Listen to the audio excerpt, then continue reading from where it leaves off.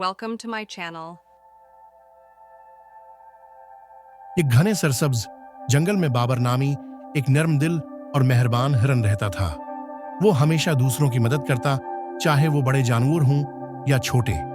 एक दिन दोपहर के वक्त बाबर को दरिया के किनारे से कराहने की आवाज सुनाई दी।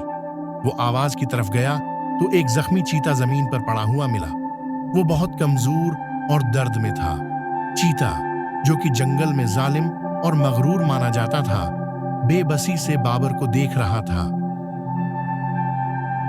बाबर को उसकी हालत पर रहम आता है। उसने दरिया से पानी लाता, चीते के जख्म साफ करता और कई दिन तक उसे फल और जड़ी बूटियां लाकर देता। जैसे ही चीता ठीक हो गया, उसकी बात में गुरूर वापस आ गया। एक सुबह जब बाबर ताजा बीरियां लेकर आया तो चीता उस पर झपट। बाबर पीछे हट गया और हैरत से बोला, मैंने मेरी मदद की और तुम मुझे ही नुकसान देना चाहते हो?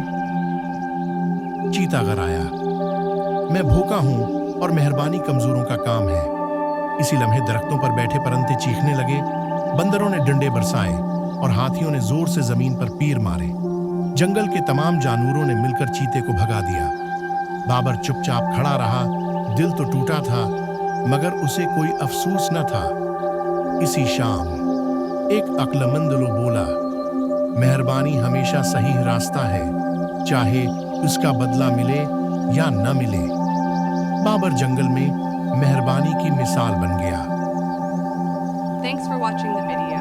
Please subscribe the channel, like and share the video.